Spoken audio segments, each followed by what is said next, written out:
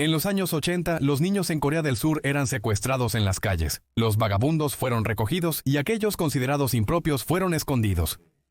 Fueron tomados por la policía y cargados en camionetas para ser encerrados en el Hogar de Bienestar de los Hermanos. En este hogar de bienestar fueron sometidos a golpizas, abusos, trabajo forzado y abusos sexuales, y cientos fueron asesinados. El Hogar de los Hermanos fue descrito como un campo de concentración con similitudes a los Juegos del Calamar. Se cree que es uno de los peores ejemplos de abuso de los derechos humanos en los últimos años. En el video de hoy, cubriremos los perturbadores crímenes del Hogar de Bienestar de los Hermanos, las horrorosas historias de aquellos que sobrevivieron y las fallas de las autoridades coreanas para llevar a los responsables ante la justicia. Siguiendo los horrores absolutos de la Guerra Civil Coreana, la junta militar que gobernaba Corea del Sur propuso limpiar el país. Se establecieron varios hogares para vagabundos, uno de los cuales se llamaba el Hogar de los Hermanos, y se estableció en la ciudad de Pusan. El Hogar de los Hermanos empezó como orfanato, pero pronto evolucionó para albergar adultos a principios de 1970. En 1975, el Hogar de los Hermanos entró en un acuerdo con el gobierno para convertirse en un centro de detención oficial para vagabundos en el área de Pusan. No mucho tiempo después, Corea del Sur fue seleccionado para albergar los Juegos Olímpicos en 1988.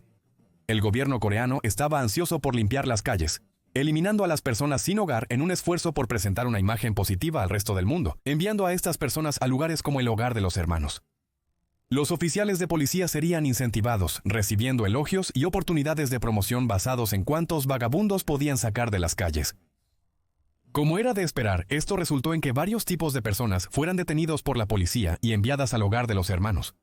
Los niños que caminaban a casa después de la escuela, perdidos en el centro comercial o esperando a sus familiares, eran recogidos por la policía. Gente que simplemente visitaba Pusan serían tratadas con sospecha, incluyendo a un chico de 15 años que fue arrestado tan pronto como puso un pie fuera del tren.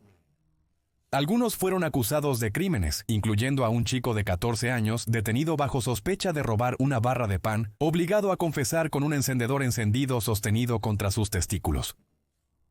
De todos los reclusos en este hogar, solo el 30% podrían considerarse vagabundos. La gran mayoría fueron objetivos y detenidos sin una causa. Los capturados eran transportados en camionetas, manejadas a través de puertas de acero hasta la casa de los hermanos. Detrás de las altas paredes comenzarían su tiempo como poco más que esclavos. Los reclusos serían despojados de toda su identidad. Se les cortaría el cabello, se les confiscaría la ropa y se les reemplazaría con un uniforme, chándales azules con rayas, lo cual a algunos les puede sonar bastante familiar. Vivirían en barracones estrechos que albergaban a 100 personas durmiendo en literas. En lugar de usar el nombre de la persona, se les asignaría un número. Aquellos que protestaran o lloraran, sin importar cuán jóvenes pudieran haber sido, eran sometidos a horrendas golpizas por los guardias. Las golpizas eran tan severas que los sobrevivientes recordaban despertar semanas después. Algunos quedaron paralizados hasta el día de hoy. Otros recordaban ver a sus compañeros de prisión ser golpeados hasta la muerte, siendo testigos de convulsiones y ataques. Los muertos serían arrastrados y no se decía nada más. Aquellos que eran asesinados serían enterrados bajo los cimientos de un edificio, enterrados en una tumba sin marcar o vendidos a investigadores médicos como cadáveres. El día de los reclusos comenzaría a las 5 de la mañana con una fuerte alarma. Esto sería seguido por entrenamiento al estilo militar, corriendo docenas de vueltas y ejercicio físico arduo. Solo después se les permitiría comer en el comedor comunitario. La comida sería de extremada baja calidad, pequeñas porciones y a veces podrida. Era común que los reclusos complementaran sus comidas por cualquier medio, incluyendo comer las ratas que infestaban el lugar. Mucho del tiempo de los reclusos en la casa sería gastado en realizar trabajos forzados. Esto incluiría trabajo en fábricas, en la fabricación de artículos como cañas de pescar, forzados a construir nuevos cuarteles y construyendo para el hogar o granjas. Tal trabajo no sería pagado, mientras que las ganancias iban a los que dirigían los campos. Aquellos que fallaban en alcanzar las cuotas eran sometidos a golpizas horribles, a menudo con bates de béisbol. Castigos comunitarios también serían usados, donde los barracones de los reclusos infractores serían también castigados. A menudo esto tomaría la forma de lo que los guardias llamaban juegos. Los reclusos serían forzados a ponerse en posiciones de estrés, incluyendo colgarse boca abajo de su litera hasta que caían. Los guardias llamaban a este juego Hiroshima. A otros se les arrancarían los dientes por los guardias, utilizando alambre para sacar cada diente. Pero para muchos, la peor forma de abuso era el abuso sexual. Algunos sobrevivientes que experimentaron esto recordaron que sería todas las noches, a menudo frente a otros reclusos. Aquellos reclusos que eran más jóvenes recordaron estar atados a una cama, sin saber qué les estaba pasando, solo que les dolía mucho. Las mujeres que quedaban embarazadas debido a estos asaltos eran obligadas a abortar, a menudo mediante la toma de medicamentos experimentales. El uso de medicación experimental también incluía la administración de drogas a reclusos discapacitados o mentalmente enfermos. En lo que llamaban la sala de los zombies, aquellos con discapacidades o enfermedades mentales eran drogados y sedados para mantenerlos en cama gran parte del día. Aquellos que se rebelaban, luchaban y trataban de explicar que no eran personas sin hogar, a menudo eran tratados como enfermos mentales. Todo este horror fue supervisado por un señor Parkinson y fue ayudado por su familia. Park había sido condenado en los 70 por malversación y trabajo caritativo fraudulento, pero esto no le impidió establecerse en la casa de los hermanos. Park dirigía el campamento no solo con una mano de hierro, sino con el uso de la religión. Uno de los edificios más grandes era una iglesia, construida por labor de esclavos. Se celebrarían sermones para todos los internos y se dividirían entre el señor Park y el pastor Lim Young-sun. Este era el cuñado de Park y un director compañero del hogar. Park comenzaría supervisando los juicios de los reclusos que habían roto las reglas. Ellos serían traídos antes que los reclusos y forzados a confesar sus pecados. En ocasiones, Park usaría a los culpables como sacos de boxeo humanos, poniéndose guantes de boxeo para golpear a los reclusos. Luego, Park los entregaría al pastor Lim, quien daría un sermón religioso. Él hablaría sobre la necesidad del trabajo realizado en el hogar, de la salvación ofrecida, y que él y aquellos que dirigían el hogar estaban llevando a cabo la voluntad de Jesús. Park y su familia vivían en un cómodo complejo dentro de la casa. Los internos de la casa, incluyendo a las niñas jóvenes, serían forzadas a servir como empleadas domésticas para la familia de Park. Mientras que las películas de propaganda de la casa mostraban paquete de vivienda, comida y trabajando junto a los internos, él era como un rey entre siervos. Él disfrutaba de la mejor comida y vivía bien con los pagos del gobierno por acoger a estos vagabundos. El hogar complementaría sus ingresos mediante la solicitud de donaciones a través de medios engañosos, todo para forrar los bolsillos de estos directores. Los niños serían obligados a escribir cartas declarando el bien que estaban haciendo las donaciones mientras solicitaban más. Dichas donaciones no mejoraron la vida de los internos en el hogar. El dinero recibido del gobierno y esas donaciones serían malversadas por los directores. En 1986, los fiscales descubrieron a los internos del hogar trabajando como trabajadores forzados.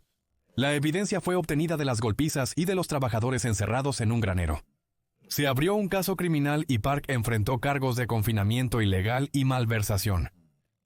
Pero los estrechos vínculos de Park con los funcionarios del gobierno resultaron en que se retiraran los cargos por los delitos más graves. Solo fue condenado a 2 años y medio de prisión por delitos financieros, a pesar de las claras evidencias y testimonios del horrible abuso. Después de su corta estancia en prisión, Park renombró la casa y los horrores continuaron. Incluso él comenzó a invertir en propiedades en Australia. Él y el pastor Lim desarrollaron buenos lazos con la comunidad coreana y la iglesia, utilizando fondos de la casa de los hermanos para congraciarse de favor. Incluso invirtió más de $1 millón en la compra de un campo de práctica de golf. Park trasladó a los internos de la casa para ser utilizados como trabajadores forzados en su campo de golf. Park y su familia se enriquecieron del abuso y el poder ejercido sobre miles de personas. En total, casi 40,000 personas fueron víctimas del hogar de los hermanos.